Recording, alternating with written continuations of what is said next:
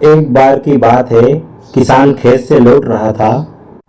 खेत में फसल खराब होने के कारण किसान कुछ ज़्यादा ही चिंतित था कि अचानक पड़ोसी ने उससे बहुत ऊंची आवाज़ में चिल्लाकर बात की और पड़ोसी जोर से बोला। तो क्या था, किसान तो उसका दिमाग पहले से ही 7वें आसमान पर था। किसान को बहुत गुस्सा आया। फिर किसान ने अपने पड़ोसी को बहुत बुरा भला कह दिया, लेकिन किसान को बाद में बहुत बुरा लगा। लेकिन बाद में किसान को अपनी गलती का एहसास हुआ, तो वह पश्चाताप के लिए एक ज्ञानी संत के पास गया। किसान ने संत से अपने शब्द वापस लेने का उपाय पूछा।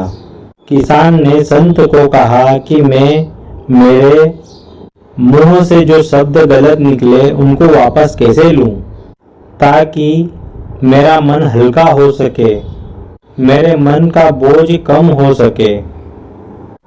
ज्ञानी संत ने कहा, एक काम करो, यह एक पेपर लो और इसके 50 टुकड़े करके रखो। किसान ने वैसे ही किया। एक पेपर लिया और उसके 50 टुकड़े करके रखे। ज्ञानी संत ने कहा, अब इसे इस पहाड़ी पर जाकर फेंक दो। किसान ने पहाड़ी पर जाकर पेपर के 50 टुकड़ों को फेंक दिया। अब किसान वापस संत के पास आया। अब संत ने किसान को कहा कि जाओ उस पहाड़ी पे और 50 टुकड़े जो फेंके उनको वापस लाओ।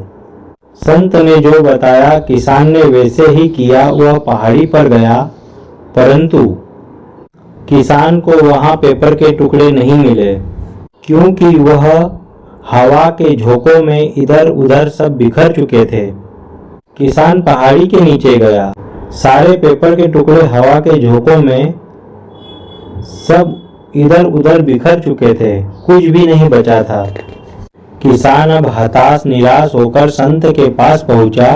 संत ने कहा, क्या हुआ, पेपर के टुकड़े कहाँ हैं? किसान, वह तो हवा के झोंकों में सारे उड़ गए और कुछ तो कुएं तालाबों में चले गए, वह नहीं ला पाया।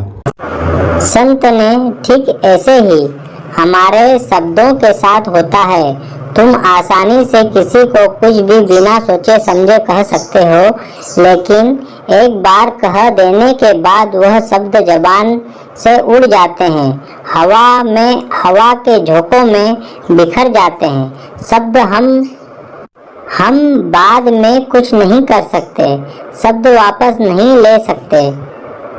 आज के बाद कभी भी किसी से कुछ भी कहने से पहले विचार कर बोलना।